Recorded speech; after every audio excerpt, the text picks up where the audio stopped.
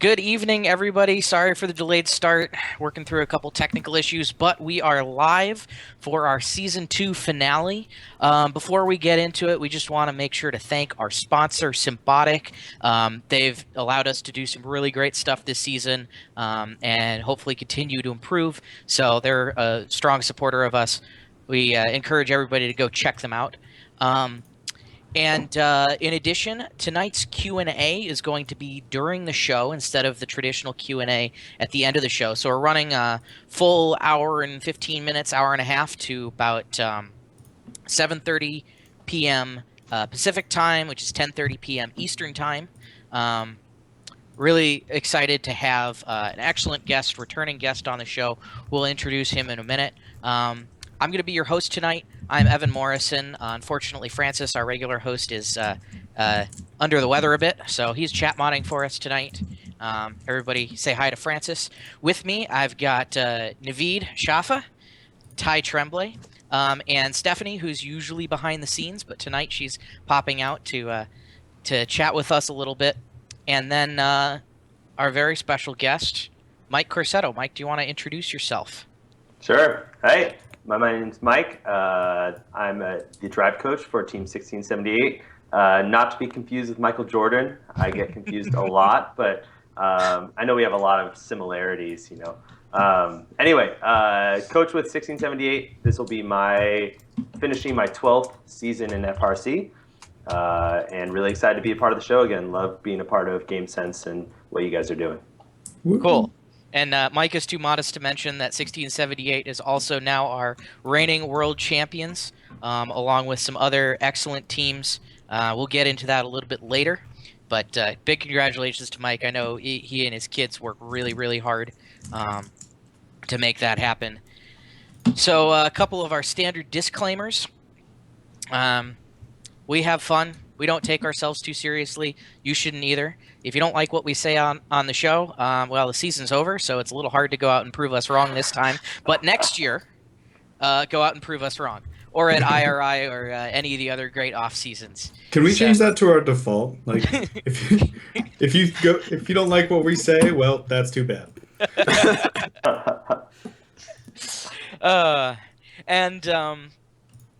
Lastly, before we delve into everything, we do have a season-ending survey. I think Stephanie has the link going up on screen shortly.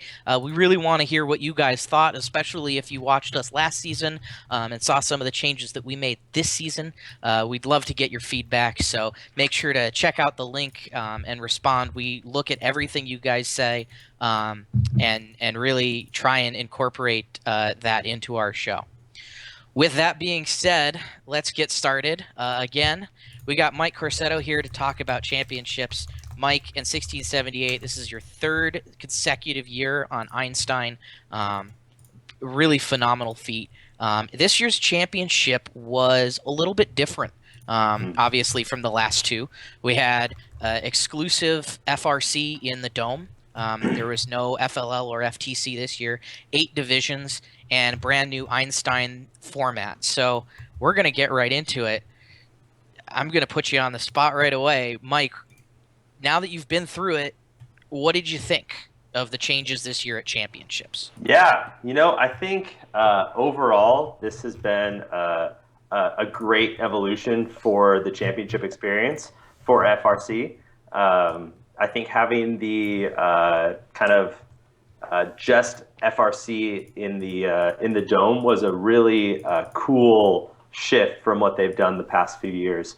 And just walking into the dome for the first time, I think a lot of other students and mentors can share their experience of walking in and seeing the new slick signs and the lighting. Everything was just really, it looked very professional. It looked very high intensity and like very kind of serious business, which I really appreciated the new tone. I thought it was really special. You could definitely tell that there were a couple of growing pains with 8 divisions. Namely, I was in a number of robot traffic jams at that choke point trying to get into the dome. There were many times where the line went all the way back into the pits, especially starting the finals on Saturday morning. So a couple of slight issues with that, but they were very on the ball as far as managing the crowd and getting people moving. I know a couple divisions started a little late because people were stuck in the robot jam, but I think overall they did a really good job with the expanded championship. It's a format I wish they just continued because I think they could hold the 600 team format for a long time and still bring the teams that they want to bring to this experience. But regardless, I think they did a good job with it. I noticed Einstein was a little crazy. The last couple of years being on Einstein, obviously less teams. Going from 2013 where there were 12 teams on Einstein and it was very much just kind of like this small crew of people that all had their pits right next to each other and were just like kind of saying hi to each other and what's going on, and then going to now where there's 32 teams and the badge didn't even really matter because everyone was around Einstein anyway, whereas it was on lockdown after the whole 2012 fiasco. So they definitely laxed up the Einstein access a little bit. The floor was just a little bit crazy. There were paper airplanes everywhere this year, which was slightly frustrating. But I think overall they did a really good job. And the show for Einstein and the show for even qualification and elimination matches on the divisions were much higher quality than years past. And I think the overall feel and the lighting of the arena had a lot to do with that. So big kudos to First for the way they upped the game this year for the championship experience, in my opinion. Yeah, I'll chime in with Francis. One of the comments that Francis made to me at the championships was they turned the house lights off, and it made a really big difference in the whole feel, as you're saying, with the lighting and everything. I think it really helped a lot to sort of separate all of the fields visually. So I agree. I had the most fun at championships I think I've had since my first year in 2006. Visuals were great. I'd say audio department maybe a little bit lackluster, especially for Einstein. Yeah, they had a few challenges there with the. Sorry. What did you say there? There? Yeah, it was pretty bad, and it didn't get fixed for part of it. But yeah, no, the visuals definitely a step up. Ty, you were also drive coaching this year again. What was your experience at championships? How did you feel it felt compared to last year? I was a huge fan, mainly because there were so many more practice fields. Granted, there were 4, but there was so much more room to practice, and there was a designated practice area, and you could jump at a queue line and go into one of any of the 4 practice fields. So there was more access to work and iterate and improve your robot from there.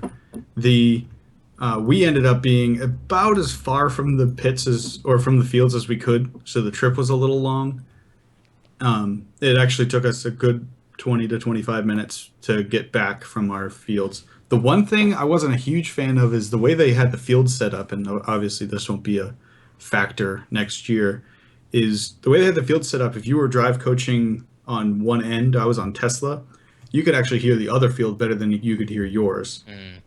Granted, if you're a good drive coach, you really shouldn't have to listen to what the announcers are saying about your robot. You should probably be paying attention to what your robot's doing anyway. But when you're standing there and, when you've got 8 fields on there, it's hard to divide it up. But it was hard to hear what was happening on your field when you were on the driver's station. It's a good point. One other thing that I'll mention, and I'll throw this out to our chat to maybe chime in and comment a little bit. And Stephanie and Francis, if you guys see anything good, you can pull it in. All of us were at championships. We didn't get to see the broadcast this year. I did notice on some of the screens on the fields that they had a nice setup where they'd show a full field view and then a red side and a blue side camera all simultaneously. And then they didn't continue that for the Einstein field. So I'm curious what you guys thought of the broadcast this year, and if that improved it as well at all. If any of our viewers were watching from home. But while we're letting them chime in for us, maybe time to move on and do a little bit of a recap on the various divisions. We had obviously a 3-hour GameSense marathon show before championships to talk about all of them. So how did we do? Naveed, I'm going to start with you on this one. Sure. You had some really cool Monte Carlo simulations that we were able to pull up, courtesy of Jeremy, and I think you had something. I don't know if we have to show it, but kind of a comparison of how it ended up. I can't toss it up there, but I'm sure I can talk Jeremy into throwing it up on Chief Delphi so people can take a look at it themselves as well. The interesting thing was, I guess not super surprising though, is although the rankings were close in some regard, and you can take a look at some of the standard deviations being close, as far as actual predictions go, it only got 2 slots correct. One of them being, on the dime, one of them being 254 as the number 1 seed on their division, seeing as the Monte Carlo simulation said, of 10,000 runs, all 10,000 of them, 254 would be first. And they kept that up. I think one thing that was really interesting was taking a look at Carver, especially, because that's where we had a lot of teams who came in with a lot of improvements that teams hadn't seen before World Championship, and they just blew things out of the water. I mean, the average rank there, simulations versus actual, is way off. Other than that, I definitely recommend you guys take a look at it on Chief Delphi yourself. It's pretty neat to see how things panned out. Cool. Well, speaking of Carver, I just want to kind of add on to that we saw a lot of improvements, but that was also one of the fields that was more contested. Not really. I mean, anything happens at championships. Not really surprised to see that come out of it. But Carver ended up number 1 seed, ended up getting knocked out in semis with one bad match. That was 971 and 1717. They had a really rough first semifinal match and weren't able to recover from it.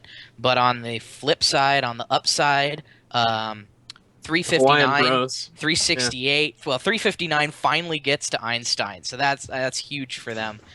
They've been just absolute phenomenal team the past several years. But so they made it out of that division in a tight finals set with the pink team, and it was a really fun division to watch. I got to catch some of that. So that was pretty cool. Ty, you want to talk maybe a little bit about Tesla and Archimedes?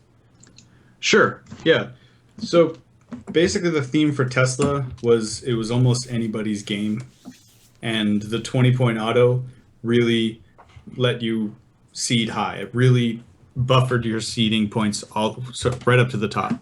So what ended up happening is 2481 ended up seeding high. They're the best landfill robot out there. They've got these really fast fishing poles, and they seed number 1, and then they go out in the quarterfinals. And what I thought was really interesting about Tesla is there wasn't that super powerhouse team. Like there was no 254 or 987 or 1678. There was the most successful team that we'd seen that year was 2481 and Tater's 2122. So 2481 and 2122 team up and end up going out in the quarters, unfortunately. So what we ended up having winning was 3132 out of Australia and Code Orange, who got it working for sure. They were able to put up on a good day, in a good match, they could put up 4 stacks of 6 from the landfill. Unfortunately, they didn't really have that many good days when it came to Einstein, or good matches when it came to Einstein. Yeah, they had a really rough first quarters match on Einstein, with Code Orange's a ramp getting knocked out off kilter, and they spent a while with that. And Code Orange actually showed some landfill capability there, but it really just it wasn't quite enough. Yeah, and it was kind of unfortunate that they went to the landfill after spending, Mhm. a minute and 45 seconds. They're like, oh, let's go make a stack of 3 from the landfill. At some point, you just got to give up and take your 2 stacks of 6 that you can still get from the landfill there. But in terms of onto Archimedes, Archimedes was really just the story of 1023 and who they were going to pick, from what Yeah. I saw. They, I'll definitely say that Archimedes had a lot of parallels to Tesla, what with not having a lot of powerhouses. And I think Mhm. ultimately the reason why they had to pick 2338 is it wasn't so much that 2338 was the next most dominant robot, it was there are not very many landfill bots on that division, and this one happened to be fairly good. They also had a strong can grabber. And so everybody knew that was the pick that was going to be made, even though they were pretty quiet about it on Friday night who they were going to pick. But when you're putting out 3 stacks of 6 and you're putting up that 20-point auto, 1023 definitely was the favorite and pushed right through. And I'll add on to that before we move on that I was actually really surprised at the alliance that they were able to put together, and how it performed on Einstein, because Archimedes, again, going in did not look like one of the really strong divisions, but they were right on the cusp of making it out of semifinals On Einstein, on yeah. Einstein for a little while, and actually making it into finals. So just really impressive showing from the number one alliance in Archimedes. Mm-hmm. And so next up, Carson and Galileo, which none of us were actually on. oh, except I got a lot of Carson because they were just, shoved into my ear the whole time. Take it away, Ty. All right, so Carson and Galileo again was the story of who is 254 gonna pick. We know we had heard rumors that 254 had these amazing can burglars, and then we saw these amazing can burglars on 973, and then we saw 973 and 254 working together, and then they picked each other, or then 254 picked 973, and then it was just awful, awful, awful luck. 973's auto decides to take off and drive straight into 254 and block 254's 20-point auto. Then in the hurry to finish up their last stack, which they really almost didn't even need to, if they probably would have made it out of quarters if they hadn't even scored that stack. If the other stack had stayed up, they could have made it out. But they ended up dropping 2 stacks, and then in their second quarterfinal match, 999 fell over and blocked an entire landfill. Which basically, if you can't run the landfill as 254 and 973, then you're not going to be able to put up the points to make up for your first quarterfinal. So then they were out, and it was up to 1023. 1325, 3339, 20, and 1711 to take it. 3339, Bumblebee out of Israel, they have a pretty amazing can burglar. And I think that's really what carried them through. Yeah, and that was even they were a little bit of a surprise, because in the finals they went up against Shockwave 4488 and 67, who'd built a really strong alliance from a mid-seat position, and that went to 3 matches, and it was really tight at the end. It came down to the cans. It came down to 67 missed a can in auto in the last finals match, and Bumblebee was able to steal it away from them in teleop before they were able to get to it. And that's what it came down to: is you get the cans, you get the win. 12 points right there. So, you can't just say, 973, 254 went out in quarters and Bumblebee just had a free pass. I mean, they beat a really good alliance in finals to make it to Einstein. Right, 67 and 4488 were putting up on very consistently 240, 250 points a match. Yeah. And unfortunately, we never got to see Shockwave's super secret 0-second can grabber. They never had a need to actually play that. But we're not going to go into detail here. It's really cool. There's some talk on Chief Delphi about it. If you go check it out, maybe we'll talk about it a little bit later. Yeah, you could say it bends time and space, but really it just bends space. Really, it just finds a literal loophole in the rules. And there is actually a hole in the rules On the field in the rules. It's pretty cool. Galileo. One other thing about Carson too, I want to congratulate the Bumblebees on being the first Israeli team to make it to Einstein. Pretty excited for those guys. We had 4 countries represented on Einstein this year. Yeah, it's pretty cool. Very cool. And that one's been a long time coming. I know Miskar 1574 has come close several times. In fact, again this year they were in finals on Curie, but Bumblebee gets the title. 33-39, first Israeli team on Einstein. Yeah. Pretty cool.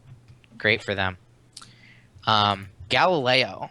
I don't know, Ty, did you get to see any of Galileo? I know you talked with Beta a little bit. But yeah. The I didn't get to see much of it, but the story was that Team Beta out of Connecticut ends up seeding number 1, and basically they had a pretty good match schedule, and they were a good robot. They could put up 2, maybe 3 stacks and from the human player every single time. But unfortunately, that was it.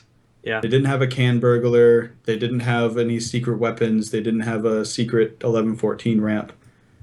So they had a good match schedule, and they did what they were supposed to do every single time, and that ended up seeding them number 1.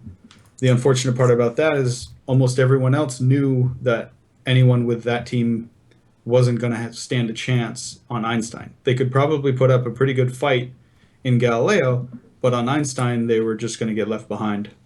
So what Beta ended up having to do is they burned some of the field all the way down to the number 4 seed to hopefully break up some powerhouse alliances, and then ended up picking an unplanned all-Connecticut alliance and ended up going out early.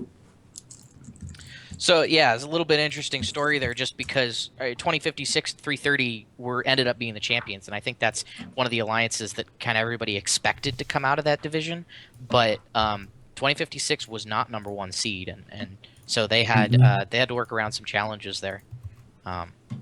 But 2056 had a really good showing on Einstein in the first match, and then just a couple struggles in the second quarterfinal match, and that's all it took. Anybody got other comments on? I know most of us didn't really see Galileo. Unfortunately, one of the downsides to having 8 divisions is it's really, even me who was wandering around most of the time, I didn't get to see any matches on Galileo or Carson. I spent all of my time on the other 6 fields. So, Naveed, do you have some stats you want to share? So looking at Galileo, Beta was supposed to seed probably 13th, even knowing their schedule and what they were going up against, and not catching any of that. Their partners that they had must have just stepped it up, brought something in new, or they must have had some luck involved in that whole process, but expected to seed 13th and taking the number 1 slot. That's pretty interesting. Yeah, well, as I always say, anything can happen at championships.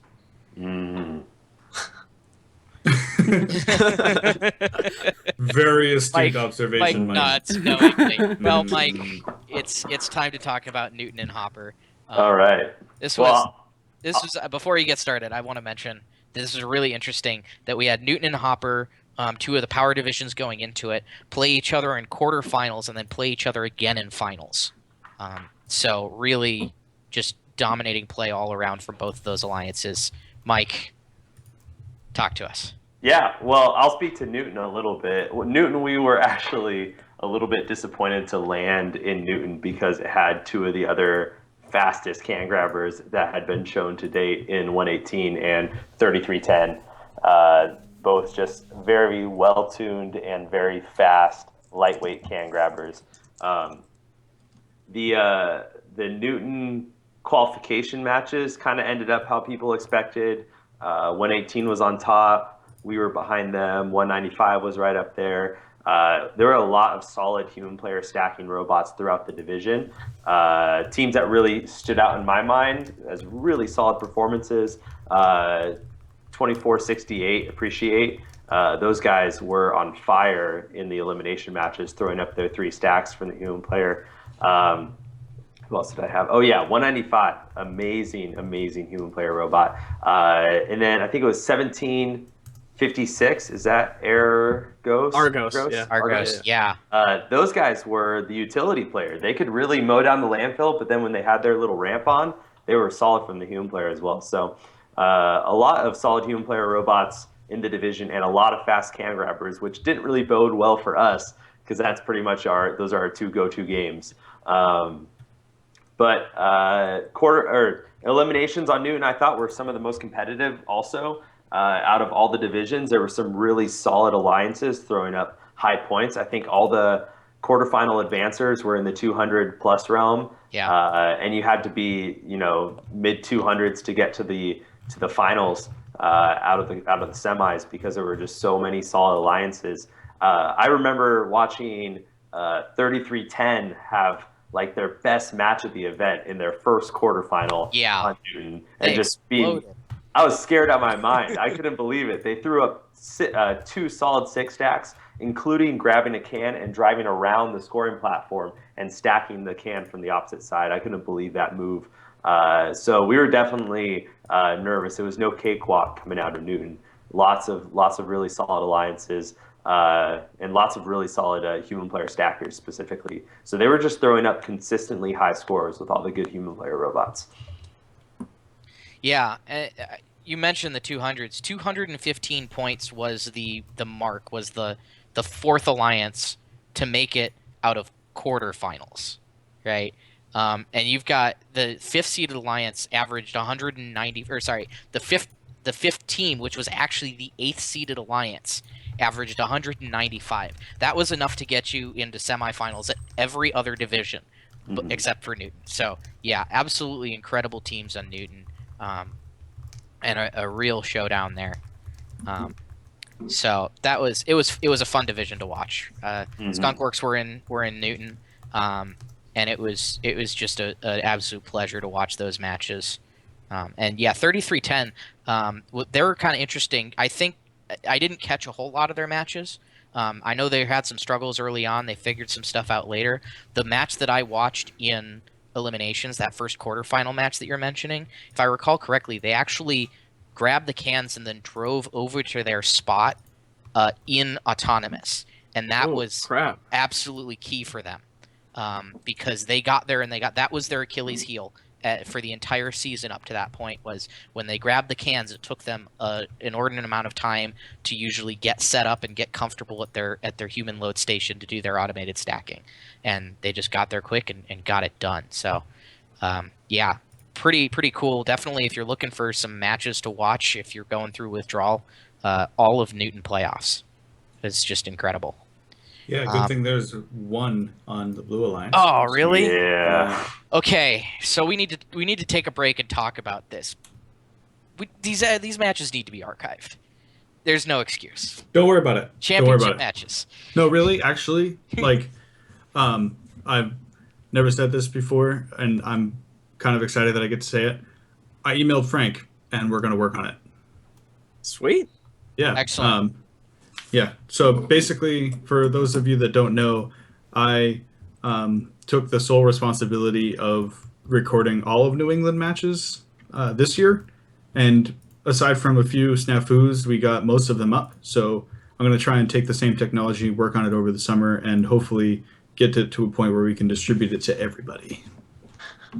Awesome. That automated splicing software and yeah, and the automatic uploading, and I'm going to get somebody that can actually write code, and it'll be good. Cool. Well, that'll be really good, because I know it's a shame, especially, again, with 8 divisions, there's no way you can watch all of it. And there were some really good matches that looks like they may have been lost to the ether now. I'm hoping somebody on Newton recorded them, and they just haven't been uploaded yet, but we'll see. Hopper was the other division in finals, with a lot of really phenomenal teams. Obviously, everybody kind of expected 987 to be up there in the mix, and Wave as well, and they indeed were the #1 alliance. Number 2 alliance was 548 and Killer Bees. They had an interesting experience in semifinals that was a little bit unfortunate with a red card due to, I think it was coach touching the controls because they were trying to fix the USB hub. And it's, I don't know, it's stupid that it has to get called that way. That's how it got called, but that's the breaks. So, but 987 and Wave and 2512 Duluth Daredevils were a really phenomenal alliance. And just absolutely monster scores coming out of them, 250s consistently. Walking by, seeing Yeah. that 290-point match was probably one of the highlights of my weekend, man, yeah. honestly. And then they did it again. They did it twice. That was the incredible thing. That 290 points, which was the high point of the season, that alliance did it twice. Mike, you faced them 3 times on Einstein. 4. 4. Oh yeah, semifinals too. 4 times on Einstein. What? How did you prepare for that? What was your plan for going up against that alliance? So the thing about this game is there's really not a lot to prepare for. There's not a lot to do. Just go get the cans. So yeah, just get the cans is essentially, I mean, and that strategy changes between quarters, semis, and finals. We specifically split 5-5 in both of our quarterfinal matches because we knew all we needed was 5 cans, and with 1671 stacking power, all we needed was 5 cans to be above the average getting out of the quarterfinals. But then when it came to the semifinals, it was all about point depriving all the other alliances and trying to knock their averages down, which is why we pulled 118 off of their 3-tote and put them on the other 2 cans on the other side of the step from us. So they had better luck versus other alliances than versus 987. 987 and them were pretty locked in speed wise, but we were 1678 was a little bit faster than 987's Cheesecake, which was an advantage to our end in those matchups that we had head to head. Splitting 5-5, it was just all about, hey, you do your thing, we'll do our thing. Maybe we'll both make it to the semis, but then when it came to the semis and the finals, obviously finals, you're taking the cans, or you're going to try to at least. So I think we split them. We were up 6-4 on the cans in the first finals match, and then we split 5-5 in the second. I think it kind of came down to a combination of just putting up more totes on the step, and then Wave Robotics had a couple of unfortunate mistakes with their auto, including I think their Cheesecake partner hit them in the first final, which stopped them, and then the second finals match they missed it also, so they got 0 points in auto both matches, which is what we got in auto, and we were just able to put up more points. So that's kind of what the head-to-head looked like. I think if Wave's auto hadn't have dropped multiple times, I think it might have been a different story. Yeah, definitely, and interesting to kind of think about that in terms of they had not been having Daredevils pull back quite as hard and fast earlier, but by the time you get to those late matches, you have to. And we saw it with 973, we saw it with 1923 on Curie too. That sometimes when you put that new auto mode in there, it doesn't do exactly what you expect, and it ends up screwing up your partners trying to do the 3 yellow totes. And can be, for Wave, it was even doubly damaging, I think, in the same way as like 148. If Robin gets knocked off or something, it's a huge impact for Wave. If they didn't get that third can up, they really weren't making a third stack with a can on top. They get the cans in auto and they run smooth, and if they don't get those cans in auto, then they don't run smooth, and it puts a lot more burden on 987 to get up more stacks. So that was definitely an unfortunate circumstance for them that really impacted the match. We got one more division to talk about. We already talked a little bit about Carver, and somebody asked, would it have been? Well, now we'll get to that later. We talked a little bit about Carver. Curie, the last one, the dynamic duo division, as some would say, the 148-11-14 pairing did happen. But it was not quite as potent as a lot of people expected. Stephanie, you competed on that division, number 8 seed, on the number 8 alliance. Why don't you talk a little bit about how it was on that division? Yeah, so I didn't see a whole lot of the qualification matches other than 13-18s, my teams. But it was an interesting division. In my opinion, it was very... I mean, you had 11-14 and 148, and then everybody else. And that was really interesting to see. I mean, obviously, if one of them seeds first, they're going to pick the other one. That was kind of known all weekend. But then, what is everybody else going to do? So that was interesting. My team ended up on the number 8 alliance, as Evan mentioned. And there were some really impressive scores put up by all the other alliances. I was really impressed by that. It was, I think, it's hard to talk about because I was on the number 8 alliance, but I had, of any of the divisions that I've heard about, I didn't see any of the others. I think that the number 8 alliance made a great run, almost getting into finals, and that was 13-18. Barker College. Barker College, and I'm blanking on the number. 46-13. Yeah. Yes. Yeah, 46-13. Yep. 46-13, and we had Cyborgs 4061 from PNW and Mars Wars 41-31. 41-31. Yep. And yeah, that was a great alliance. The alliance that went to finals was great. 2 PNW teams in that alliance. CPR 3663, Bare Metal 2046, and Miskar 1574. Yep. And That was cool to see. Unfortunately don't know who their 4th partner was. But yeah, they were doing great. They had all three robots had can grabbers. So Miskar would go for 2, CPR and Bare Metal each went for 1. There were some great can wars on Curie. A lot of teams going for cans, not super fast, but at similar speeds, so it made it interesting. I didn't see a lot of quarters other than our matches. 11-14 and 148 had only 2 robots on the field during quarters. They sat out 1923 and 900. They were both cheesecaking, as I think everyone expected. And it was not, I think maybe not as easy to get out of quarters as they thought, maybe. I mean, they put up really respectable scores over 200, but they were the 3rd of the 4 alliances to move on to semifinals. So I was surprised by that. I was pleasantly surprised by how many points the other alliances were putting up.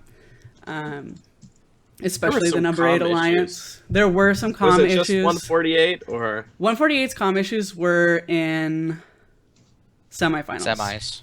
Semis. Both 13-18 and 46-13 Barker College had comms problems in the same match. It took us like 15 minutes to get connected to the field before we even started the match. 13-18's problems were mostly with our driver station, but 46-13's problems, I never heard exactly what it was or how it was resolved. So it was very interesting. And I believe I heard 118's problems were possibly with the radio, and it was again another 15 minutes before they even started the match trying to get all of that resolved. You mean 148? Yes. Did I say 118? Yeah. Sorry. Wrong Texas team. Yeah, I'm looking at the questions here in front of me, and like it's got 118 in here, so it was just one of those thinking one thing, reading another thing.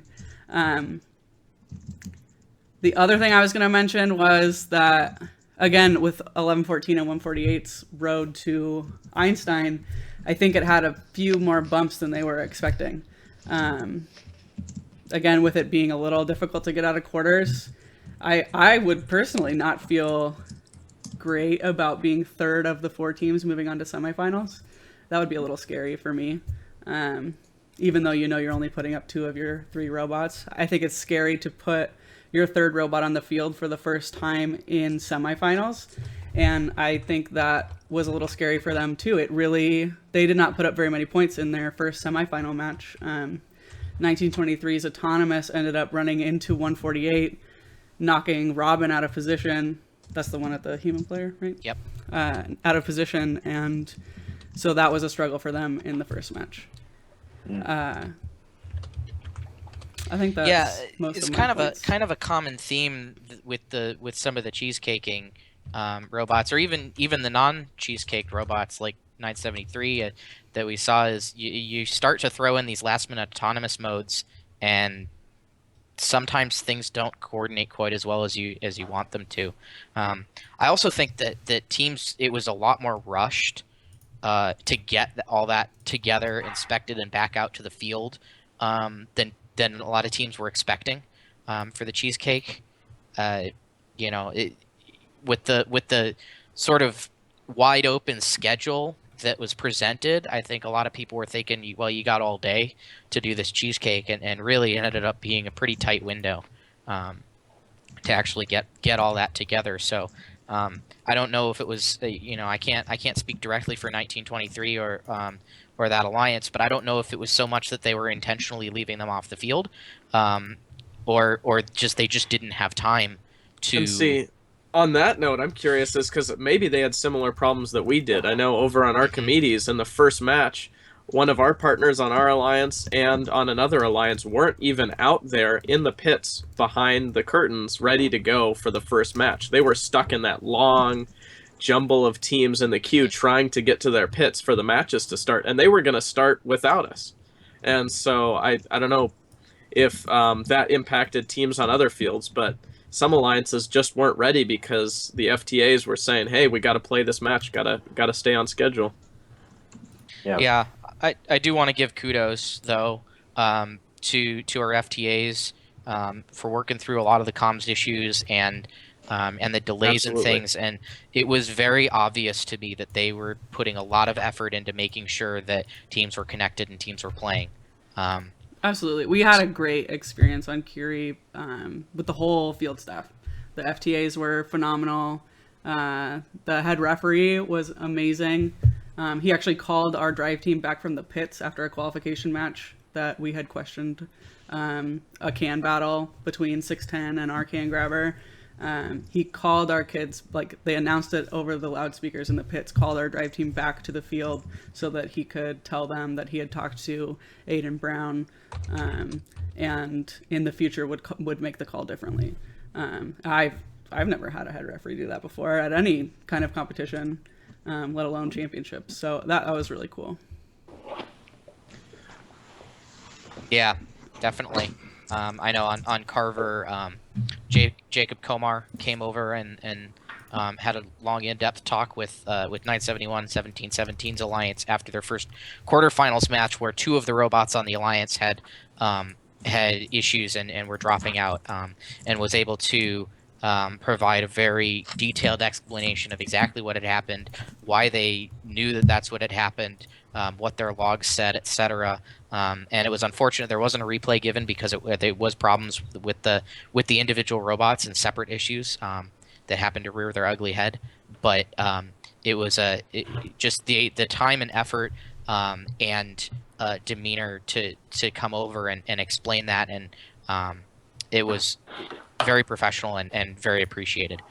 So I think that was a big takeaway for me personally, that there was a conscious effort on the part of, it sounded like pretty much all the FTAs and everybody, that to make sure the teams were connected and playing, no matter how long it took.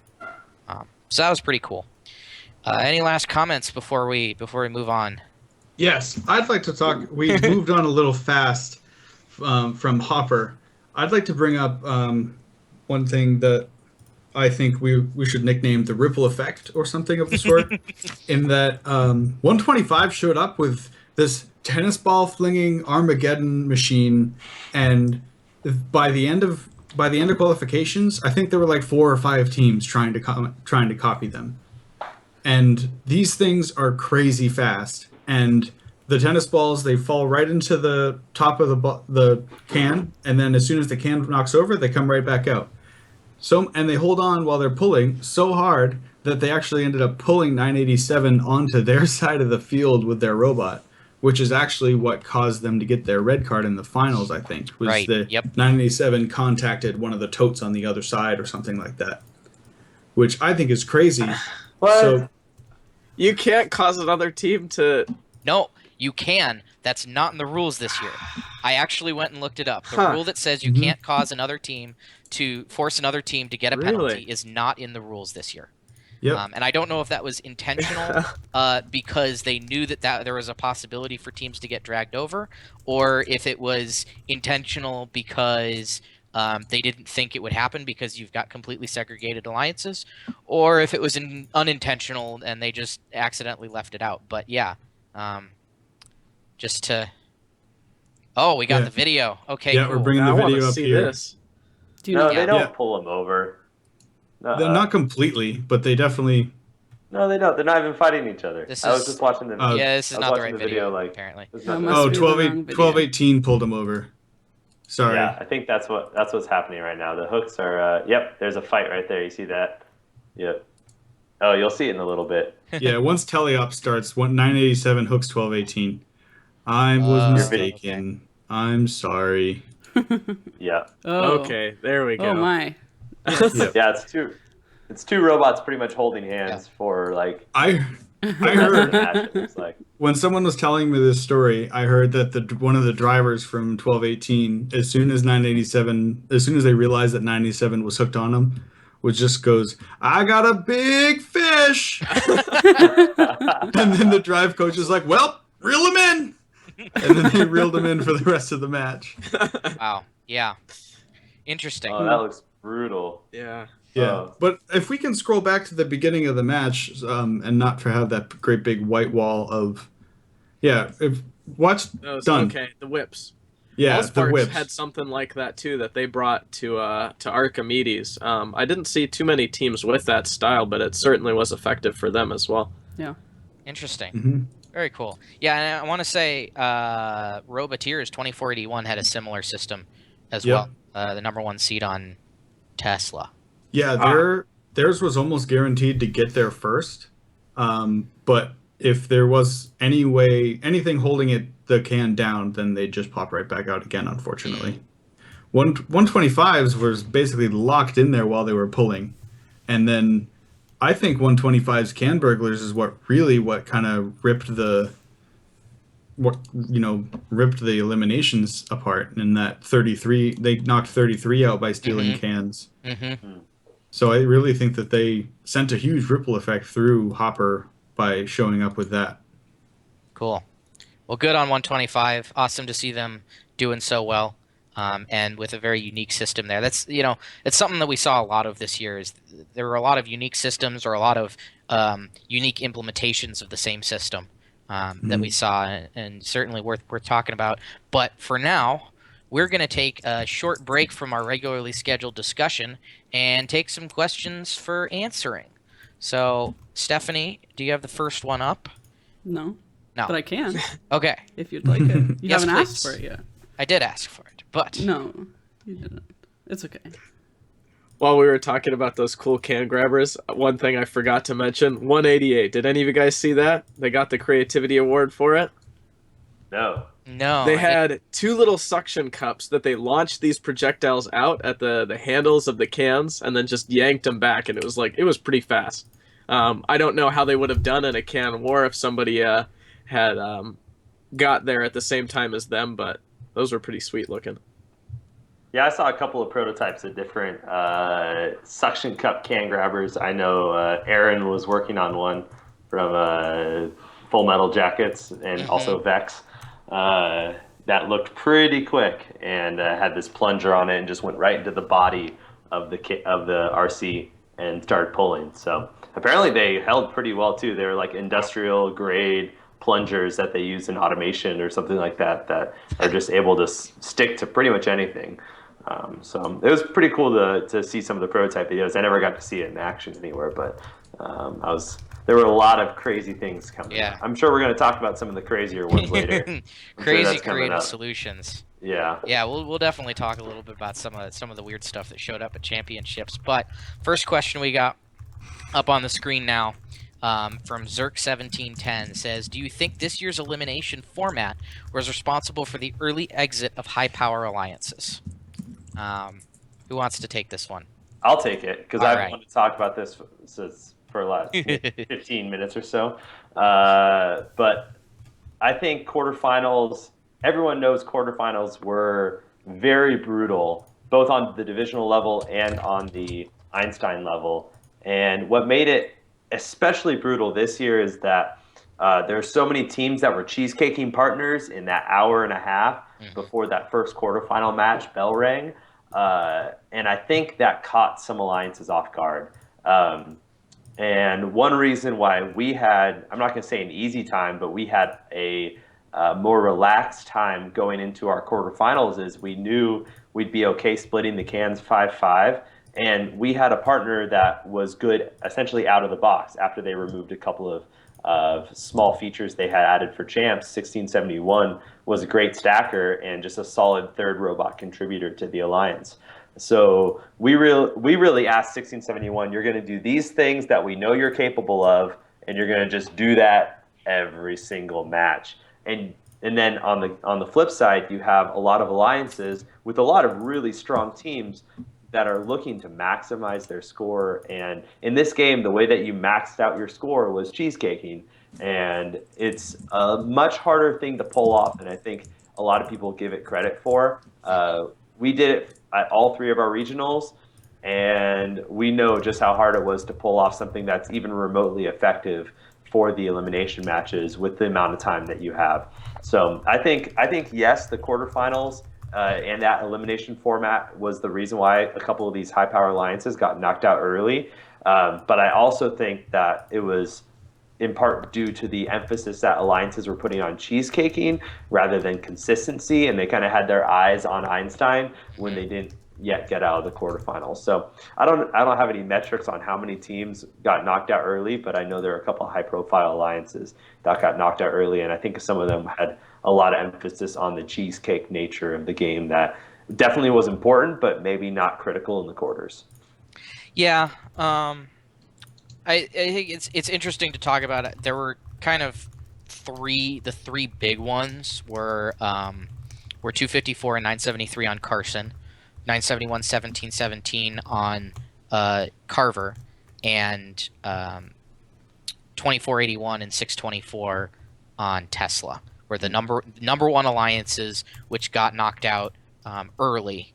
Carson and Tesla in quarterfinals, and the Carver number one seed getting knocked out in the semis. But I don't actually know what happened on Tesla. I didn't watch any of the matches to see. I don't know, Ty. Can you comment on what happened that knocked them out? Basically, what would happen is 319 would have a match, and then the match would end, and I'd black out, and then 319 would have a match. So Okay. I didn't watch many of their matches. No. Okay. Well, so we don't quite know what happened out there. Somebody can maybe go look up the scores and guess.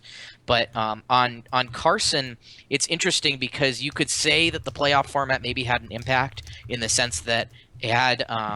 Oh. Yep. I'm sorry. I remember now. Can battles were basically you had can battles throughout Tesla from quarterfinals all the way through, and the 8-seeded alliance, which was 319, 340, and 1658 and 1502. 1658 and 340 had two of the fastest can burglars on Tesla. So basically, anybody that went against our 8th-seeded alliance had either 1 or 0 cans from the step to work with. And we ended up going against the number 1 seed once, and then there were just, all 4 cans were contested in almost every single match on Tesla, and I think that's really what bit them. So that really, I think, was a case of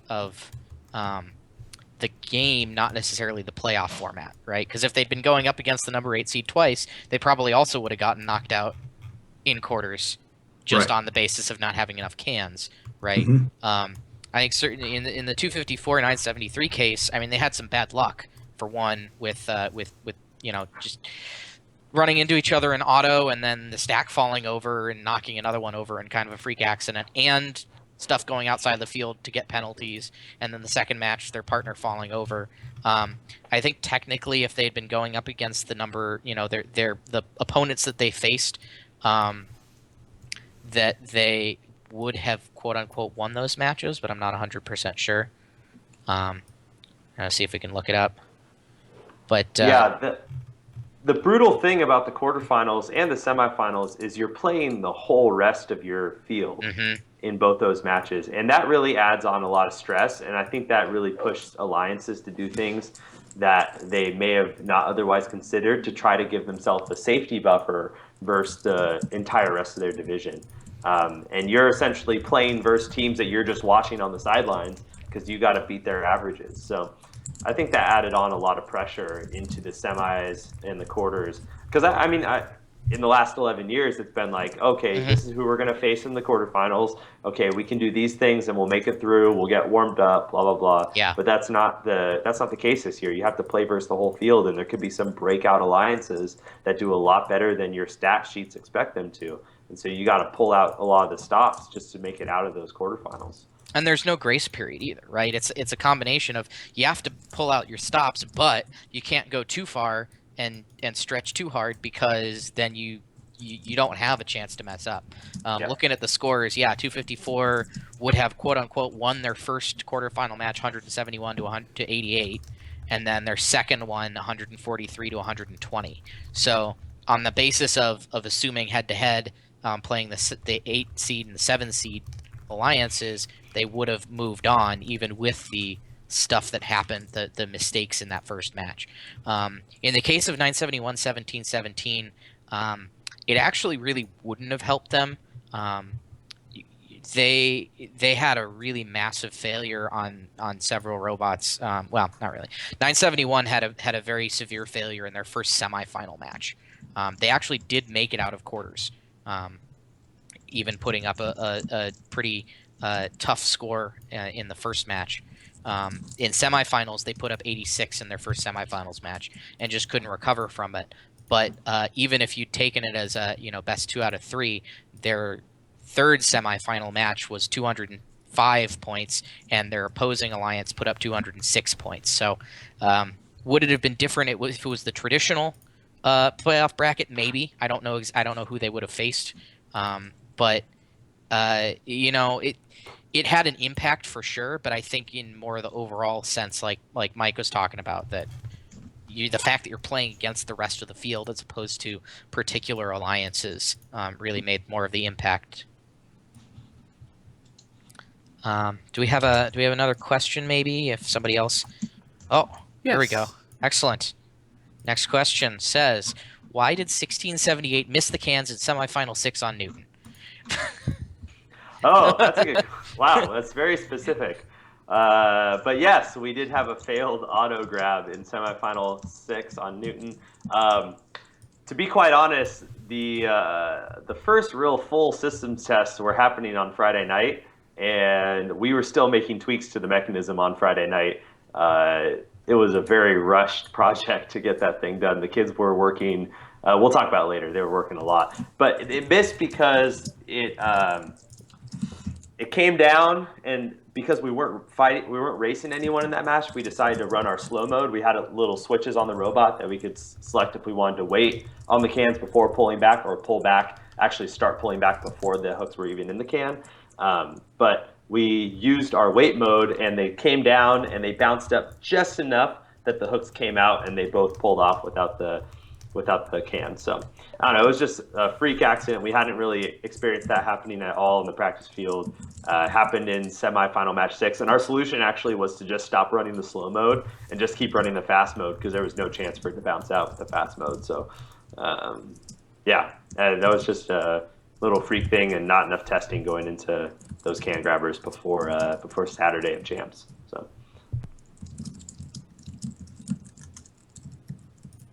Okay, cool. Yeah. So, all right. I guess we're gonna do a third question really quick here. Another one to put Mike on the spot. I think a little bit of silly one, but Oh, okay. we're asking Mike if you know Imgerlink. This kid. Oh, that kid. I know that kid. Yeah, that's Spencer. I All know right, Spencer. there we Yeah, go. yeah. So shout out He's to a- Spencer. He's a cool kid. He's a cool kid. He builds good robots. He is a cool kid. I Yeah. agree. Hard worker. Yes, A little absolutely. bit of pandering to the audience there. Always fun. Sweet. Well, let's jump into New Einstein. We talked a little bit about this already with the 8 fields. The production was a little bit different this year too, with the way that they handled things. So I think we'll start off maybe with Naveed. You want to talk about your impression as a spectator of the New Einstein format, everything from having the eight alliances and 2 fields to the flow, and what'd you think? I think it might be a testament to this game, but I think some of it felt a little bit slow. I know with having 2 fields there, allowing them to get set up beforehand, I know they were trying to mitigate that. But some of the prep time in between, and of course you're going to have filler. But yeah, from on the visual side of things, again, really great. I wish I could have heard more of the match analysis. I missed not having Verbrugge out on the field, and I'm sure that him and Blair were doing some great analysis, but again, up in the nosebleed, really hard to hear. So We weren't even in the nosebleeds. We were just not in the lowest section. And We were on it the was, third like, we level. couldn't hear at all. It was, other than that, I echo thought it was was bad. great, but that was a bit disappointing. I thought it was absolutely incredible that they played the Bohemian Rhapsody. That was absolutely phenomenal. And then they brought him out to sing to, well, they brought him out to lip sync. I that was- wasn't 100% sure if it was lip sync or not because there was an audio channel missing. Yeah, that's true. So I don't know how you do that if you're just playing a recording unless they actually got their hands on the full 8-track. But yeah, there was one of the vocal backing tracks that was missing. So, but whether it was live or lip synced, yeah, those kids did a phenomenal job. And I thought, I mean, honestly, I thought that was a lot better than the rock concerts we've had previously. So yeah, all right, Mike, you were on the field. Yeah. Little bit about how it felt going back and forth, but It was a great experience this year. I mean, I think the last 2 years, it's kind of been the same story. You get to that point, and as a mentor, you're just really proud of the kids and how much work they put into getting there. My kids know, but I definitely cried probably about 15 times before the finals even started. There was just a lot of emotional moments just watching the kids work, watching them just strategize and just stick to their basics every single match. The experience on Einstein this year was a lot more hectic than in years past, especially with there being 8 teams and 2 fields. Everything was a lot more spread out, whereas in past years, all the Einstein teams were like in 4 pits next to each other on the side of the field, and they could just kind of communicate really clearly, and you knew what was going on. This year was pretty hectic, and lots of just robot repairs being done just in random spots on the sidelines, like off to the left or the right behind the driver stations. So it was a little bit crazier. With 8 teams, I didn't get a chance to like even talk and congratulate a lot of the teams from the other divisions on getting there. It's something I wish I had a chance to do more of. But I think overall they did a really great job. Even the 2 fields, although it was a little bit of confusion at times, it wasn't too bad, and they didn't get a chance to do all the connection checks that they wanted to, but we didn't have an issue connecting. I know 118 had some comm issues. They were having those all event though, weren't they? They were, and it was really weird because we actually had I don't think it's the same issue, but we had similar issues where the robot would just stop and do one thing for 15, 20, 30 seconds. We had that issue at Central Valley, and we ran into a wall for about 30 seconds and got carpet glued to one of our Coulson wheels. So 118 was regularly dropping out, even in the finals. And they were doing robot resets. They had to like restart their laptop a bunch. Lots of crazy things involved with 118. If we're going to be talking about that alliance and how we played out, I think the biggest contributor to our alliance was actually 1671. If you watch any of those matches, the reason why we were able to do what we did was because of 1671's steady contribution. They put 2 stacks on the scoring platform every single match of every match.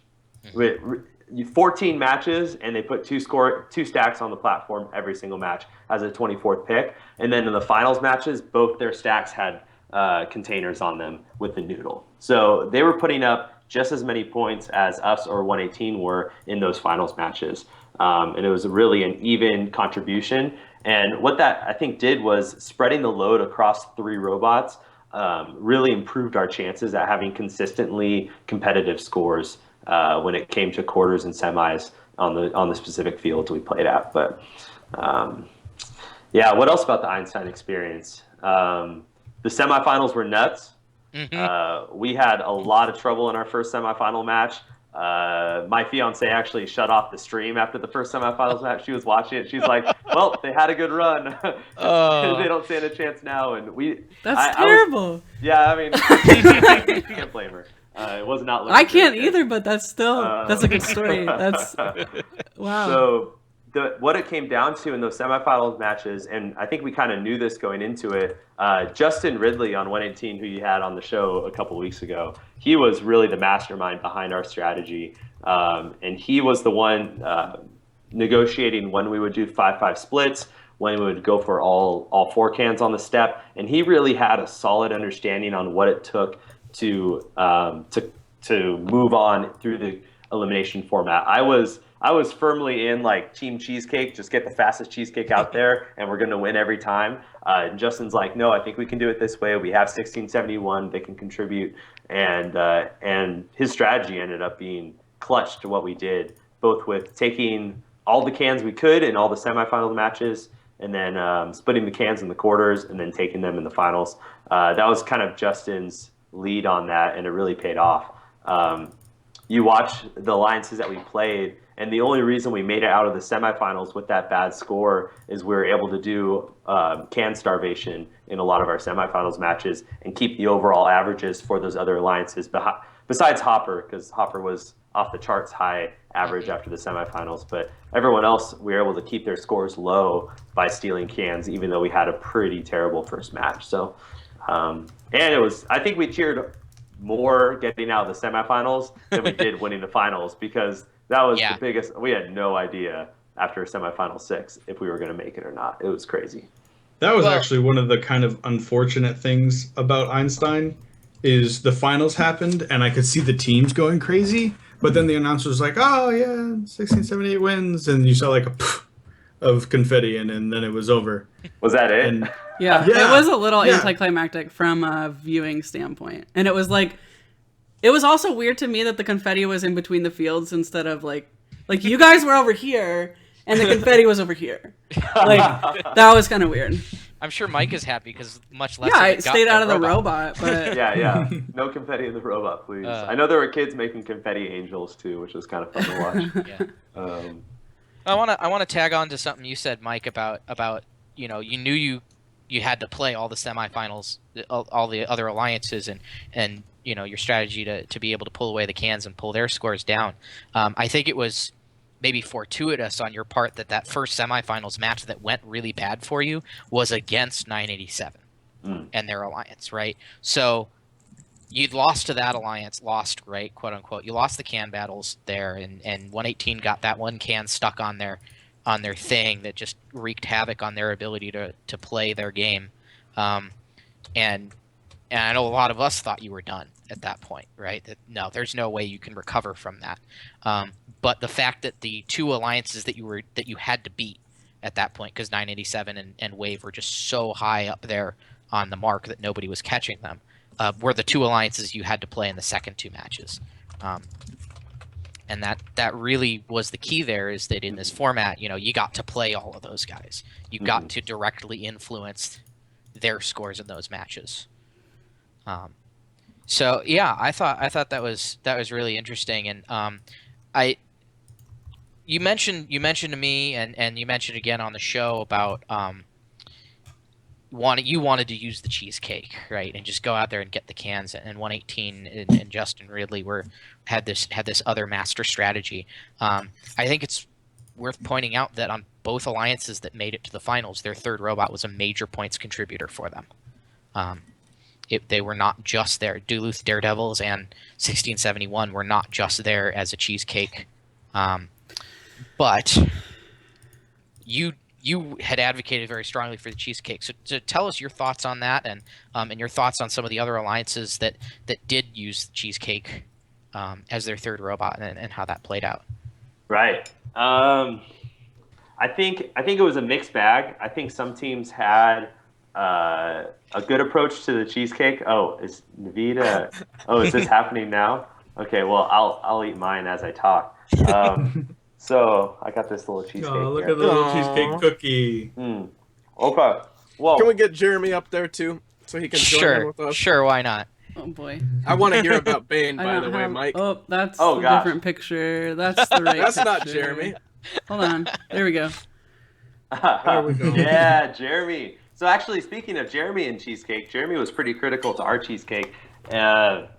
So 118 had what they called Bane, which was their cheesecake, I think in honor of 148's robot.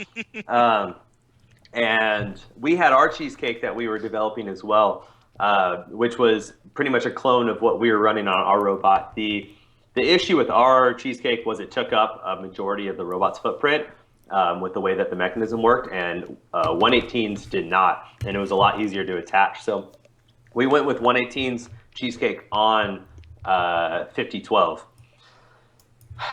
But when we saw 1114 testing those harpoons out, which I know we're going to talk about because they are as like the pinnacle of cheesecake game, we knew we had to do a little something different. So we actually kept building our cheesecake, and we attached it to a wooden platform. And that wooden platform was meant to sit underneath 1678's drive base and line up on the other two cans. But that platform would be tethered over to 5012's robot and run off 5012's robot. Apparently, I totally forgot about the rule, but you can't be supported by another robot when you start the match. So we were going to start right above the plywood platform that it was mounted to, and then the only reason we were there is because our cheesecake, when it fired, it would jump about 1.5 feet in the air if there wasn't something on it. So we were going to sit right above it, and then as the harpoons from 1114 came in off one side, we were going to grab all 4 cans with 5012, and then we would just drive off the platform after the hooks had gone in. And we never ended up having to use it because Team 900 never came out with the harpoons. But Jeremy was kind of the guy in the background working with 5012 to try to get their robot not only inspected with Bane from 118, but then to get re-inspected with the tethered 1678 cheesecake that would be the other half of 5012's cheesecake. So they would have had Bane and 1678 cheesecake? Yeah, they would have been tethered up together and lined up. And basically it was the strategy at that point is you put 118 and us on the field, or actually maybe even 1671 and us on the field, and keep 118 off because they weren't as proficient at the human player. And then you go 900 and 5012 both locked up with all 4 cans in the middle, and then you just try to get the highest points you can with the remaining cans and totes from your human player station, and see who comes out on top with the noodles, essentially. So that would have been a little bit of a crazy scenario. It never ended up happening, but 900's harpoons, those things were the real deal, man. That was like, I think, kind of in the back of my head, I think even more than using them on the field, I think 1114 developed those harpoons as a way to strong arm the 5-5 split of cans in the semifinals, because that's what they attempted to negotiate that with us, to go 5-5 in that last semifinal match 6 with the kind of the ultimatum that if we didn't agree to the 5-5 split, They'll take all 4? They would put 900 down on that sheet as their third robot, which, as we all know, never ended up materializing, but was definitely a strong move in a metagame sort of way to try to force the 5-5 split. Because, we knew too that if we did the 5-5 split with 11-14 and semi-6, we were out. There would be no way we could recover. So there was no way we were going to agree to that, regardless of if they had the harpoons or not. But it was definitely a good play on their part to have a threat and try to force 5-5 in all their matches so that they could advance all the way to the finals and then win off either the can war or just trying to outscore. So definitely a really strong move from the metagame and a good threat, even if it never ended up being on the field. Yeah, and that was, we saw Cheesecake, I think, on every alliance on Einstein except yours. The winning alliance didn't play their Cheesecake on Einstein. It's just kind of an interesting way to wrap the entire season, right? We started out week 1 with 118 and 987 in Dallas, going out, and 148, right? Going out and cheesecaking their partners. And guess who that partner was? And then all the way at the end of the season, it's 118 and 987 going head to head, but 118's running their own along with 1678.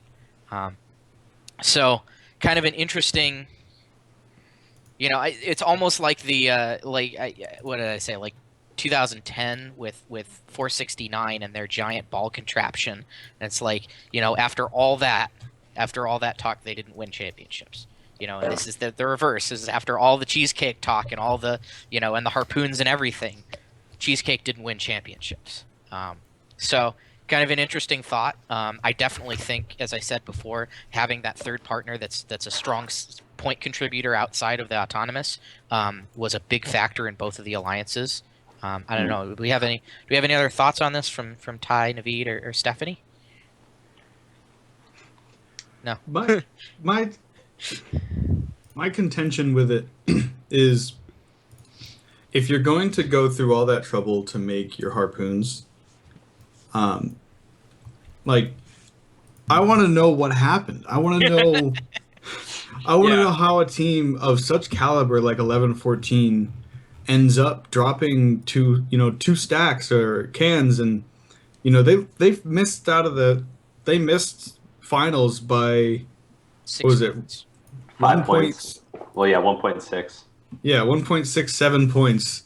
And so 1.6. That's like what, 3 totes and you're in, and they had 3 totes and they dropped while won 3 totes, and the best team won, right?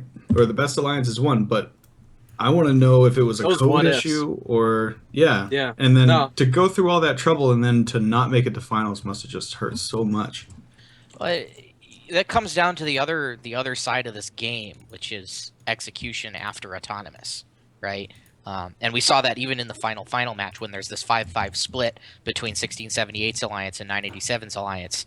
That at that point, Wave hadn't gotten the autonomous points. It was completely even field. It entirely comes down to who can execute. Who can execute their strategy with fewer mistakes. And it was the same thing in semis for 11-14's alliance and for 1678's alliance, right? The only alliance out there that had any margin was 987 in semis. They were head and shoulders above everybody else, just because they did execute in every single match in semis. And everybody else had some falters, and in the end, 1678 and 118 and 1671 were able to put together 2 really strong matches and get themselves into finals. But there's always going to be those what ifs. There's what ifs for 254. There's what ifs for 971. There's all those. But at the end of the day, the playoff format encourages consistency and execution, and especially with this game. I think that's my thoughts on that. I don't know if anybody has any other insight. We knew it going in. We knew quarterfinals were going to be tough. We saw it in Michigan just a little while prior to World Championship, and I think you have to respect that too. I know that when you're coming in and you're trying to put up those max points to give yourself some float room, it's hard to make that guess in quarterfinals. Do I really need that extra stack if I'm going to rush to put it up, or am I going to be okay? You don't really know. And I think that put a lot of teams in that position where they pushed maybe a little too hard. Yeah. All right. Well, I think we'll take another Q&A question real quick. I know we're running up against our time limit. I think we're kind of gonna just keep going. We're having fun. So if you guys are watching, if you have to take off, sorry. We will we'll watch it on the recording for sure. We're gonna keep going for a little bit longer here. And don't forget to take the survey. I don't know if Steph wants to throw up that link again real quick. I know I'm I'll putting put it you on in the the spot. chat. Okay, link's going in chat for the survey. And again, we'll talk about it at the end of the show. But if you've been watching GameSense, or even if this is the first time you've watched the show all season, we really appreciate your feedback.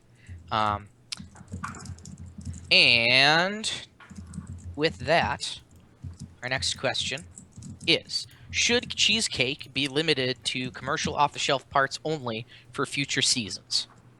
It's an interesting interpretation or restriction of saying, and I'm going to extend this to say the assumption that I'm taking from this is not just that it's commercial off-the-shelf components only, but that you have to build it at competition. It's not a pre-built assembly that you're bringing in of To give to someone. a COTS only parts in your withholding allowance, because that's really not that different from custom fabrication, right? But that you have to build it at competition. Ty, you want to start this one off? Yeah, I don't know. My contention with cheesecake, I'm kind of against cheesecake. I think it's great that what is happening? Is that noise? That's Mike's Shaking his head That's Mike audibly. shaking his head. No. Mike's just gonna say no until I can't speak anymore. I think the idea of I can't handle it. The idea of improving a team, and inspiring them that way and doing whatever you can to win, I really like. The idea of having a team, willing or not, completely emaciate their robot and build a completely new one, I think is taking it to an extreme. So I think if there's any way that could be found, that we could find a middle ground of having the teams with the superior engineering be able to help out the other teams by engineering something and putting it on them or something other, is great. But I don't want it to run away like it did this year, where it's just like, we're going to pick a sacrificial lamb, and whether or not that sacrificial lamb is willing doesn't really matter for me. Yeah, well, I mean, to start off, the teams at Cheesecake Hard always ask the teams whether or not they wanted to. In fact, Oh, for sure. 5012 gave us a flyer that said, here's what we have. This is what you can do if you were to cheesecake us. We have this much weight that we can take off, and we have these solenoids available. Go for it, And to anyone who wants to take anything away from them, they earn their spot on our Einstein Alliance. You come here to play a game. You don't come here for a science fair, and they played the game right. So I think of all the teams, they were some of the teams that understood the game the most, and they played towards the game, which kudos to them on that. Overall, general, should it be limited to COTS only in the future? Definitely not, because that's not enforceable, and there's a lot that teams are doing that really shouldn't be limited by something like that. I do think a couple really clear things that First can do in the future that don't need to happen, or that happened this year that don't need to happen in the future, are you don't need to be allowing a bag part of a robot to go onto another robot. So this is something that was never explicitly mentioned in the rules at all. So you could just throw parts of your, like, extra parts into the bag at ship, and then take it out of the bag and throw it on someone else, and there was no restriction on those parts.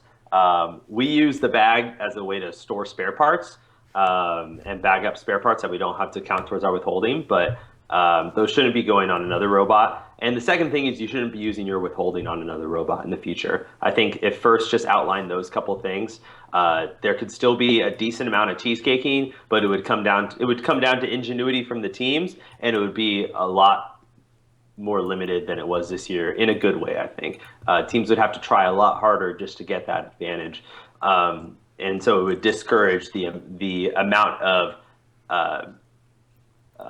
emaciation of robots. Is that a good word? I don't know if that's Yeah. a good word to use or not, but that definitely happened this year. Decimation. Decimation. We took off a lot of elevators and a lot of intakes this year for the cheesecake effort, which the teams loved it. 5027 was using our cheesecake on Newton, the entire Newton qualification rounds, and they got picked for an elimination team because of their fast can grabbers, and they tied. Them. Oh, you picked them. Yeah. Oh. Well, they tied 33-10 in the qualification. Not tied them. 33-10 was definitely faster, but they got there just in time, and they got in tug of war for the whole match. So, like teams can have just a great experience with it, but from a game design perspective, it shouldn't be happening. And to be honest, it mostly happened because this is a really, really terrible game. And you try to throw some janky little mechanism on a robot in aerial assault, and that thing's going to get broken off in the first 15 seconds. But doing something like that in this year's game with no contact, you're essentially trying to make this Rube Goldberg alliance that can accomplish these 15 things efficiently and faster than anyone else. And you have to cheesecake to do well in that environment, unless you get 1671, who should not have been available. But you mentioned it's 1671. It's interesting that they were left, although I saw kind of why it happened, although I don't necessarily agree with the decisions that led up to it. We had a lot of human player stackers pairs that ended up on the sort of the alliances as the first two robots. That really couldn't make use of another human player stacker, and due to some of the upgrades that they had made for championships, they had lost some of the consistency, at least early on, that they'd shown at their regional performances. So you had several teams that just weren't really willing to take the risk to pick them in the first round based on the consistency problems, and by the time the second round came around, they were available, but you don't have a spot for them on your alliance. As a third pick, and then obviously you guys picked them, so you can't get him as a fourth pick. So it was an interesting position for them to fall into. Obviously worked out phenomenally well for them, but I think there were very select few alliances that really could have picked them. Back to the actual question, though. Naveed, what are your thoughts on COTS and Cheesecake in future? I think it was kind of fun at championships. I was kind of opposed to it up until then, but my kids really enjoyed working with the Holy Cows to make some extra space on our robot so that we could hold 2 ramps. And getting to be on alliance with the Cows and Allsparks, they knew that we needed all 4 cans. We needed both of them at the step, which meant we're going to have to hold somebody else's ramp. And one of the reasons why we were able to play is because we said, all right, we can hold our ramp and play our game, and we'll figure out how to hold yours. So it was kind of something fun for the backup bots to work on, I think. I enjoyed it. That being said, something cool that I don't know if it ever got implemented this season, 2451 Pawnage had a pretty neat pre-made stacker out of Vex Pro parts, out of a bunch of other COTS parts that they pre-designed to have people build at competition, and they brought, it was kind of like a Robin-esque 148 style stacker that they could basically just give to another team and build at an event. And I think if we see this kind of metagame develop in a future FRC game, I see people perhaps with those engineering powers pursuing that kind of route, coming to the event with, here is your IKEA build it yourself manual on how to put together our COTS machine. Yeah, I think the specific task in cheesecaking this year required literally 0 robot or driver or team skill. I could go over to the other robot and line up their grabbers for them, and I could have my programmer student work with their students to deploy some pre-written code to their robot, right? And then all that robot's got to do is grab the cans, drive off, and then drive into a corner. And that was cheesecaking for 85% of the cases this year. You're not going to see something like that happen in a game that just doesn't suck. You know, like the third partner has to be able to contribute afterwards. You know, and a lot of the critical tasks don't happen in the first half second in auto. So it's not just an auto function routine that you're programming for your mechanism. It's going to happen in teleop. There's going to be a lot more variables that you can't plan out with a pre-made mechanism. But especially if you're limited into stuff you build at the event, I think that's still going to have the spirit of what we've seen with a lot of the blockers and other things that kind of come together with duct tape and pool noodles. But it would eliminate a lot of the craziness we saw this year with the cheesecake phenomenon. Definitely. All right. Well, Mike, keep talking, because we're moving on to talk about one of the things that I've been looking forward to all season after talking with you on the first show, the can grabber development, 1678's can grabber development, starting, from the first bit of build season all the way through championships. You guys went through some pretty major revisions, and we got some cool videos to show of some of the early stuff that got teased and never got used. So why don't you walk us through probably one of the most intense build season redesign efforts that we've seen ever. Well, I'll say that it started because we knew it would be a priority day one, like a lot of other teams did. And we game planned out a lot of different things, and we knew that we wanted to win the finals at all the events we were going to, including Einstein. And so we knew that those cans were going to be critical. And so we identified that day one. And actually, the fact that the cans were so critical is one of the reasons we found it acceptable to only do stacks of 5 with the can, was based off the way that we were calculating scores out on our first day or two of strategy talks. We understood that just doing stacks of 5, when you have all 7 cans on your side of the field, you still have a high chance of winning. Now, we maybe didn't give enough thought to the split 5-5 scenario, and that kind of hurt us a little bit in our overall scoring efforts throughout our season. However, the one thing it did do is we basically made a priority that we're going to reserve this amount of space on our robot, and we're going to reserve this amount of weight on our robot for this can grabber. And so this is the first revision of the can. Well, actually, this is a prototype right here. Mm-hmm. Is that video going to play? It will if I click on it. Oh, yeah, well, then let me just give it. It will if I click on it. No, I was waiting. What we have going on here is this is the first prototype. We wanted to grab all 4 cans off the step. That was our solution. This is before cheesecaking really took off for this year, and so we thought, we're one robot, we're going to get all 4 as fast as we can.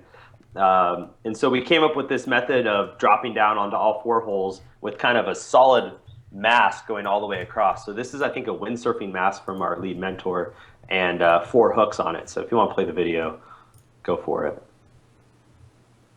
So falling down, engaging in all 4, and then the robot would back up off there. Oh, and then it's going to go to something else random. Yeah, and then you can see, oh, it was right there.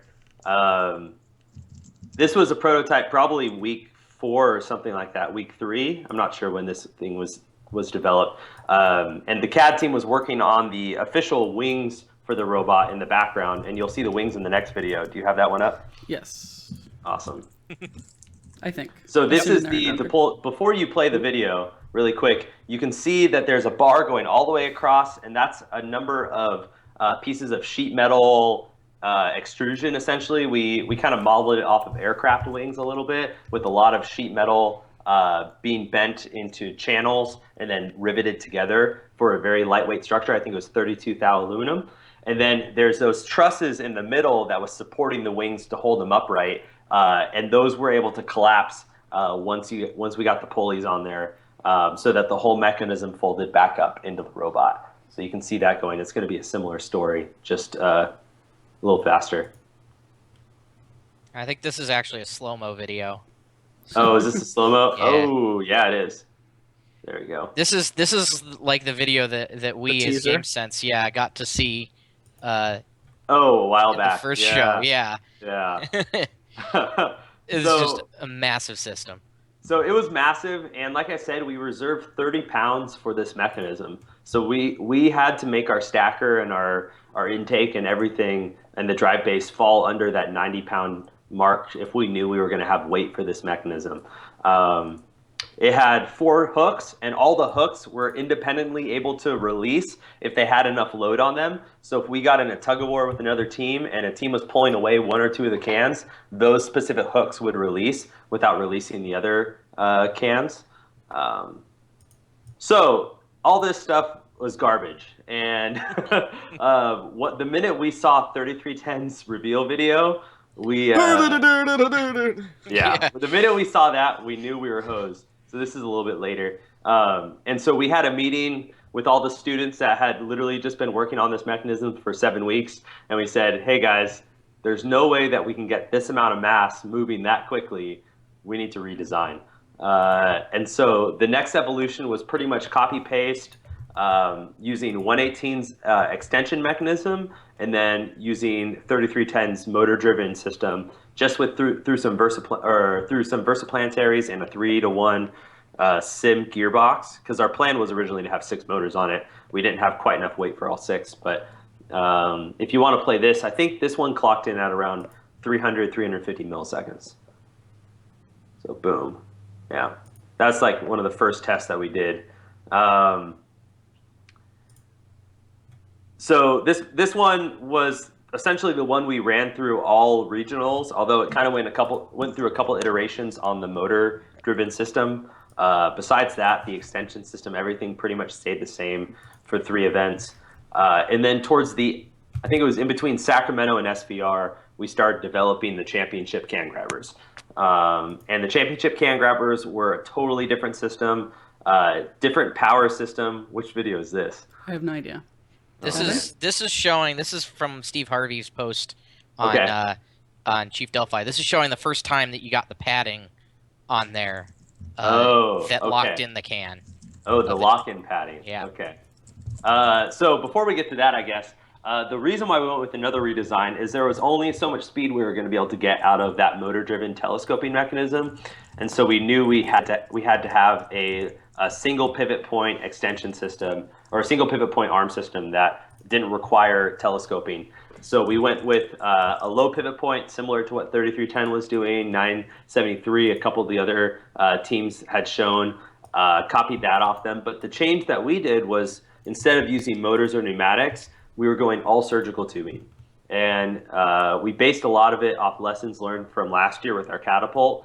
And the whole concept behind it was, you don't want your surgical tubing to be pulling because it didn't have an ideal pull angle at the beginning of the throw. So instead of pulling down the arms, we decided to develop a 4-bar system that would be pushing the arms and then stretch surgical tubing between the opposite vertices, so that right when we pulled the trigger, the arms would collapse down. And I just mentioned a trigger. We actually modeled off of crossbow trigger. Basically, I just had the kids Google image crossbow triggers, and then they kind of laid out some pieces of aluminum into the same geometry as a typical crossbow trigger, and that's what we used. And it was just pulled by a bag motor, but it was releasing a lot of surgical tubing. And the number one issue we had before we even had the bounce back issue was we were breaking our pulls, and it wasn't breaking on impact to the can, it was breaking on launch, because it was launching with too much force and there was too much inertia at the top at the hook that it would break down at the bottom. And so we had to size up the carbon fiber to 1-inch carbon fiber tubing, so that we would stop having failure modes towards the pivot point down low. And we That's actually incredible. still managed to break a couple of 1-inch carbon fiber tubing pieces, which was an unfortunate hit to our budget. But yeah, I guess you can play this now. Sorry, a lot of talking. The biggest issue after you're able to get the hook to the can is getting the hook to stay in the can. And so this was the moment we had a little bit of a breakthrough. We started to notice that if you push the can forward towards your opposing alliance, you could actually get the tip of your hook to engage on the lip of the can. And that's what you see there. The hook actually never goes out of the can. The can jumps up quite a bit, but the hook never goes out completely. And what that evolved into, I don't know if you have the next video, is we developed that even further into making a wedge that would push the can forward as the hooks went down, And that did a couple of things. It started to dissipate the energy, so we didn't stop breaking cans. You can see in the video right there, all the zip ties around the lid. We broke 2 lids pretty much past the point of recognition. These things were hitting them so hard. And so this angled slope that was touching the edge of the can would dissipate some of the energy. It would push the can forward and possibly displace it from our opponent's hooks getting in. And it allowed the tip of our hook to engage on the back end of the lip and not bounce out. And that's exactly what you see there. So we were definitely getting to the can pretty quick, despite how heavy our hooks were. A lot of the other teams, especially 118 and 3310, were doing really cool things with engineering very light solutions for their hook, and that's how they were able to get so much speed with not a lot of power down low. We don't have as many talented designers, and so we went the brute force method of, if it's not going fast enough, add more force and see if it goes fast enough. And that's kind of what we ended up rolling with. And so really the slope was a development that I think happened on Sunday or Monday before champs. And then we got new gussets, CNC routered that next day, and did maybe 1 or 2 tests in the shop before heading to champs, if that. So it was a lot of last minute developments. I wasn't even in the shop the last 2 weekends. The kids were pulling day shift, night shifts, where a group of kids would design and manufacture parts from like 9 to 5 or 6. And then another group of kids would come in at 5 p.m. and they'd work till like 2 or 3 or 4 a.m. And then they'd go home and sleep. And then the next group would come in. So they were working around the clock to get this stuff done. I mean, another reason why I was breaking down in tears all Einstein, just thinking about how much work the kids put into the mechanisms, was pretty impressive. So yeah, I don't know. That's kind of the saga. It ended up working out in our favor. I think there were definitely faster can grabbers out there.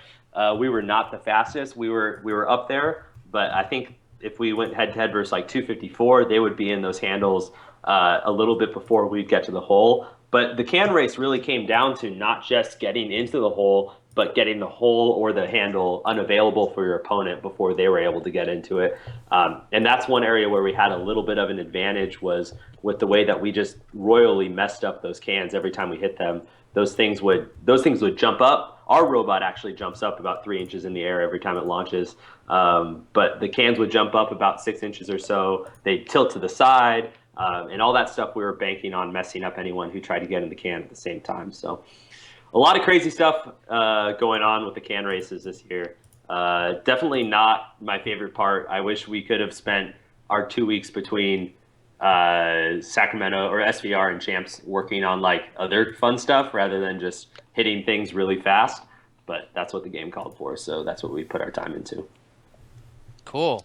Yeah. Well, thanks for sharing, Mike. I know it's there's a lot of work that goes behind not just on 1678, but on all the top teams all season long to produce the products. It's not just like somebody whips something up in CAD and snaps their finger and boom, it shows up and it works. So really appreciate your insight into what went into making the world champion can grabbers, undefeated can grabbers, I might add.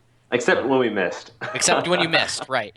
But you never lost a can that you hit at championships. Pretty impressive.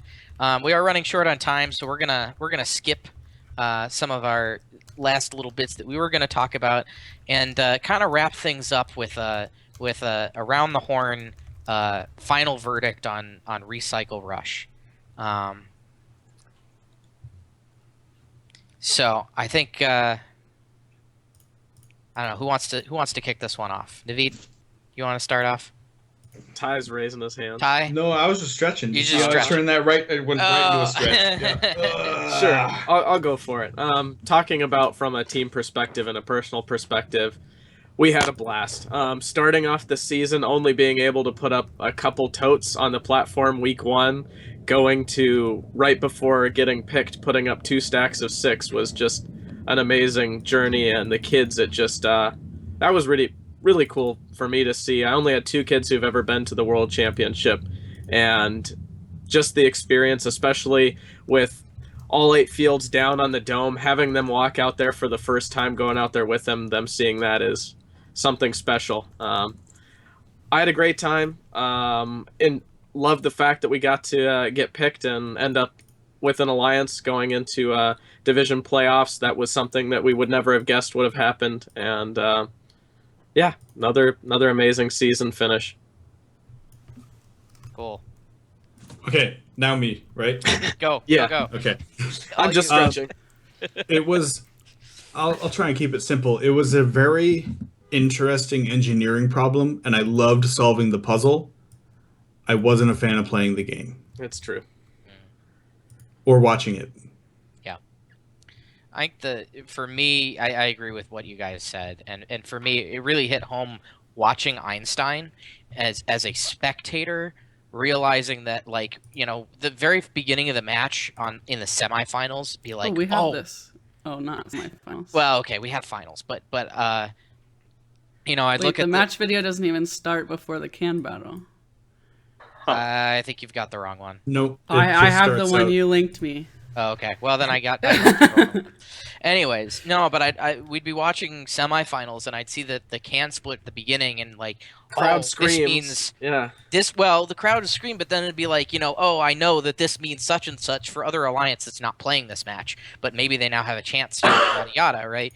For anybody who's not that deep in strategy, you can't tell what's going on. There's nothing interesting, realistic to watch other than stacks falling over. So that was kind of my impression. Is, you know, great engineering challenge, interesting strategic challenge from the get-go and design point, and figuring that out, but just not fun to watch. The rules I thought were pretty well done. I will add that I thought we had very little problems with the rules this year. Steph, do you have anything? Yeah, I'd agree with the rules thing. I think that they were. I mean, the fact that they threw out all the old rules instead of just adding on them year after year, like they kind of had been, that was really good. Reading through the rules, you could tell that they took a much simpler approach to it, and that I really liked that. I was a little bit disappointed when the game came out, and I still don't like the game either. I agree with, especially what Ty said. It was reasonably interesting to design the robot for. It was reasonably interesting to solve the problem, but not very fun to play. The consistent iteration on the robot, I mean, I agree with other people. I'd rather just not have to work my butt off in between events to be competitive. But I also can't say that it's necessarily a bad thing that you need to keep iterating and improving to be competitive. I think that could be a very healthy part of the competition. But maybe, hopefully, for the sake of all of our attempts at having a life outside of robotics, maybe not as extreme as this year. But overall, I had a great season. I was with a new team. I really enjoyed it. I had a blast. The kids were great to work with, the other mentors. I just really enjoyed myself and was really proud of our number 8 alliance almost getting to finals. I couldn't have asked for much more from the kids at Champs. So Cool. All right, we got one person left. Yeah, I think first as an organization perspective, I think the efforts they put into the team's first mentality really showed at the championship event. I think teams as a whole had much better experiences, especially on the field with volunteers. We have a lot of excellent volunteers in first that are putting their time into this program. I tried to thank as many of them as I could anytime I saw them, just thanking them for donating their time. But really that team's first mentality has really come to fruition this year, I think, within the first volunteer organization, and that's really good to see. So I had probably the best year I've had interacting with the volunteers that put their time into first event. So huge plus there. From a game perspective, I really hope they never do this again. This was definitely the most boring game to coach, and definitely, if you ask our driver who's been driving the last 4 years, he was very upset day one. He's like, I can't believe I'm going out on this type of game. I can't believe we're going to win the world championships. It's a consolation prize. So the game, definitely really hope they never do something like this again. Just a lot of things not very well thought out. Noodles were just disgustingly bad. I mean, it was just, there were a lot of really bad parts of this year's game. So and we've vetted them thoroughly. And then just from a personal team perspective, just couldn't be more proud of our kids. We've been incredibly fortunate to 3 years in a row now getting to Einstein, playing with three of arguably the five best teams in the world with 148, 1114, and 118 the last 3 years. I mean, you can't kind of ask for a better alliance partners 3 years in a row. We've learned so much playing with all three of those teams. Really long-standing teams that have a lot of stuff figured out that we're just starting to understand. And it's just been a ride getting to play with those teams. And then, watching my kids just excel at what they love to do. I got a chance to, Don Bossy, the president of First, was watching finals matches from behind our driver's station. And while all six of my kids, because they give you 7 badges, and I got 1 badge, but then the rest of the badges went to our 6 kids on the pit team and the drive team. While all 6 of them are huddled around the robot like a NASCAR crew, cocking back the grabbers, getting ready for finals match 2, I got to walk over to Don Bossy, thank him for being here, and then also show him that the kids right there is the reason why I do what I do. I want them to drive to be world champions. So that was a pretty cool experience to just watch the kids working harder than they ever had to get ready for those matches, and couldn't be more proud of the kids and what they accomplished this year. So it's been a crazy ride, and just really thankful for the community and what they provided to us. So it's been a lot of fun. And I wish I had an applause track. Improvement Where's for our next crowd? year, guys. Quote unquote improvement. We're gonna have a soundboard. Oh, I like that. And season 3 will forever be known as when GameSense went down the hill. Speaking of next year, as I mentioned before, we do have our season 2 survey, so make sure to go fill that out.